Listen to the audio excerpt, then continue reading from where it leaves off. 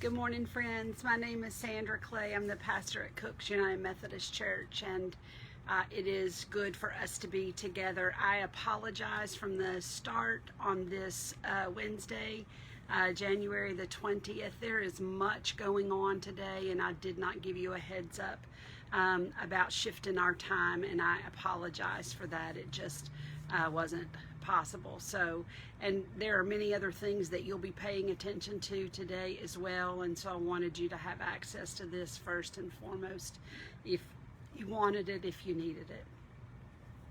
I issue a welcome anyway. Welcome to those of you who normally join us at 8:30 on Monday through Thursday. And I'm going to ask you guys to reach out to one another in response to this time of devotion together. Check on each other, love on each other. Today is a pivotal day in many respects for all of us. And welcome to those of you who are going to find our video a little bit later on. We gather again, as I said, most weeks, Monday through Thursday, 8:30 a.m. right here on the Cook's Facebook page, live feed. And those videos are also posted on YouTube. So, hey, Miss Jennifer, I'm sorry again for not warning y'all. We were going early. So, here's what I want us to do today. Very thoughtfully, I want us to consider a passage that many of you know was one of the first that I memorized on my own. It's about the fruit of the Spirit. I referenced that on Monday's time together, the 18th of January. And I want us to think, even as we name all of the fruit of the Spirit, Morning House, I want us to think about why Paul would use that metaphor, why God would use that metaphor to think about what's going on with us when we are in relationship with the one who created us. Hey, Herman. And so here's the two verses that I want us to think about today. Galatians, the 5th chapter, and we're looking at verses 22 and 23. But the fruit of the Spirit, capital S Spirit, is a reference only to God's Holy Spirit. So the fruit of the Spirit, God's Holy Spirit in us, is love, joy, peace, patience, kindness, goodness, faithfulness, gentleness, and self-control. That is a long, hard list if we're going to be honest excuse me, about what Paul is saying in these two statements, but is a reference to what Paul has just talked about, and he's talked about in that chapter in the letter to the Galatians, about how evident it is when we're living according to our own desires.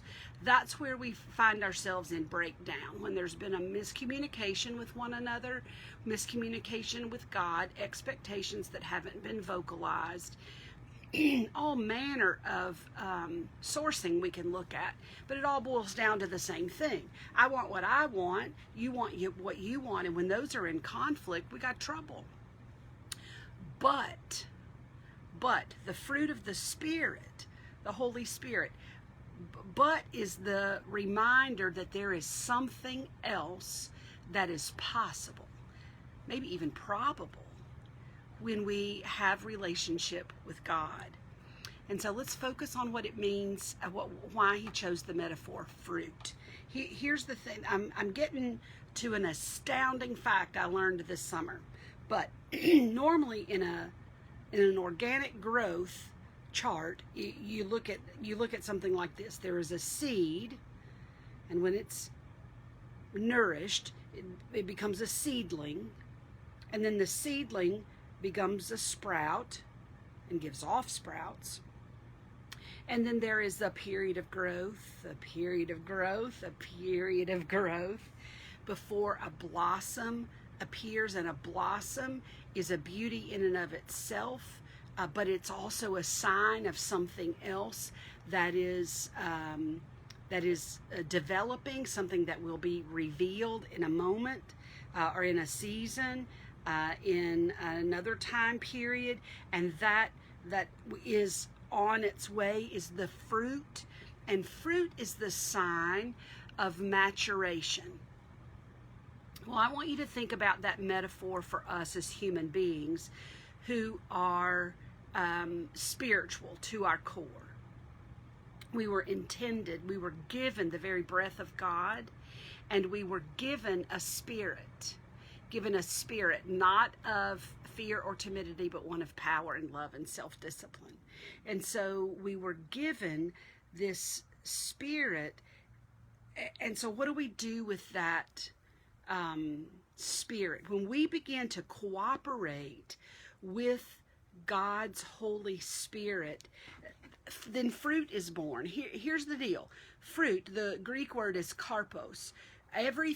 Fruit is everything that is done in true life partnership. In John 15, Jesus talks about, I'm the vine, about vine and branches. Branches can't exist away from that root vine. And so we are called to abide in Jesus, to stay rooted in. That's the only way fruit gets produced.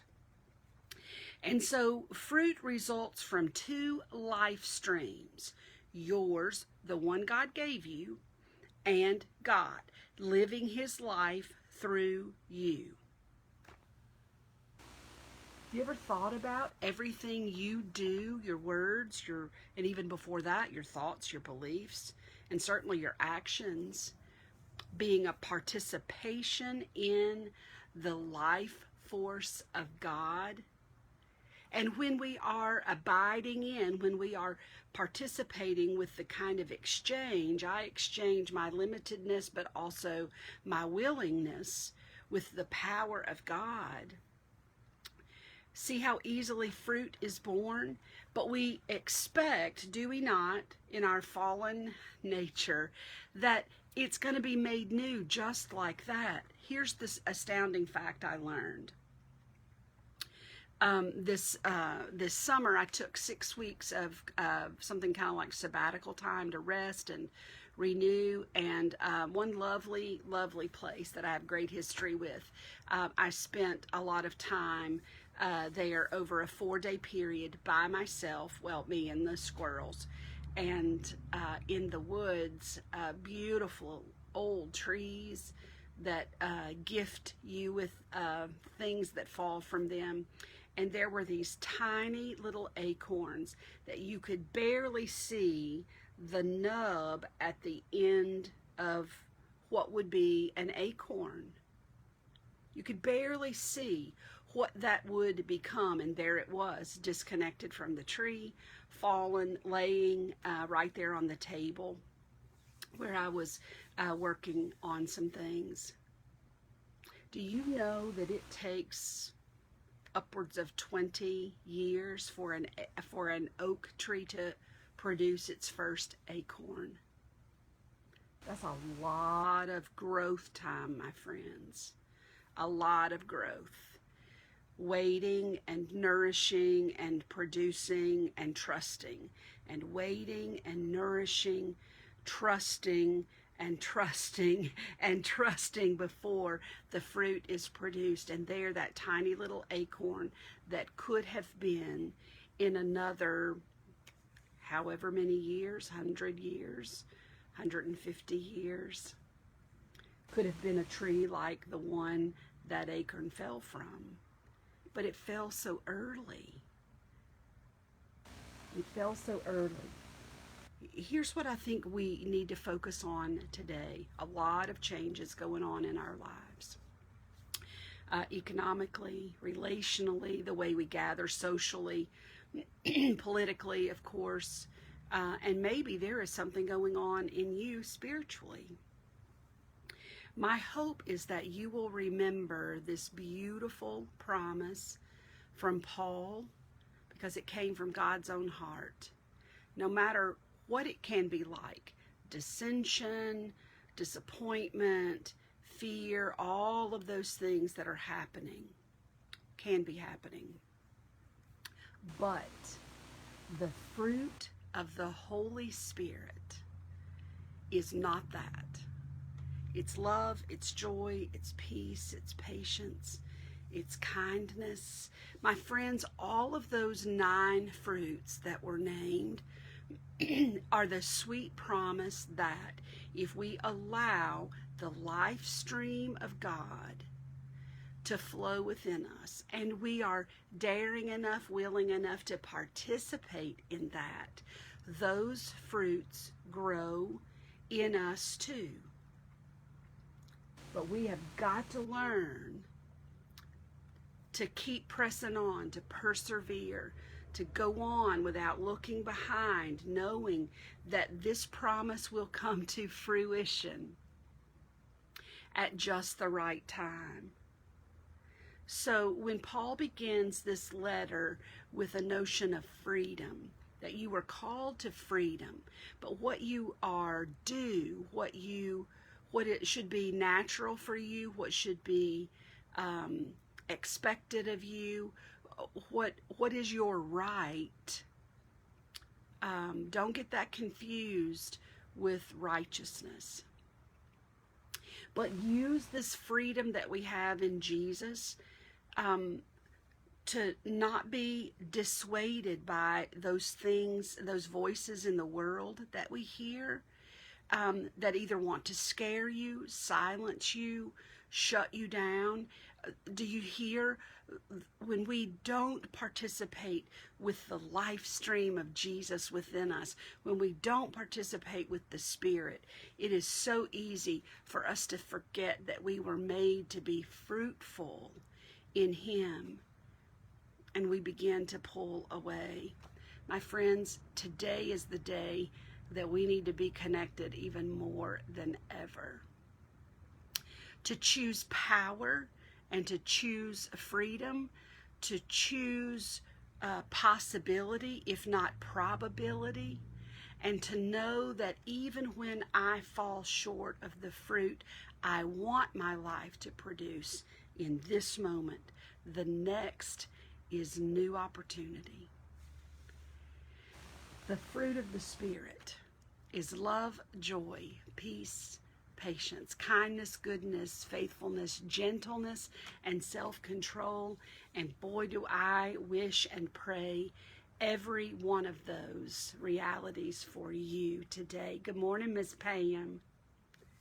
I want to go back and say something else really quickly about yesterday's work. That would have been the 19th of January. We were talking about verses just ahead of these, and that the law was summed up in a single statement, and the statement wasn't about words coming out of a mouth or words printed on paper. It was the walking, living, breathing Word of God, Jesus Himself. When it was summed up in this statement, most of us would have expected, I think, for the summation of the law to be fulfilled in love God with all your heart, mind, soul, and strength. And that is not what Paul said is the fulfillment of the law. What's the fulfillment of the law? What's expected of me is something different than that, but it's the same.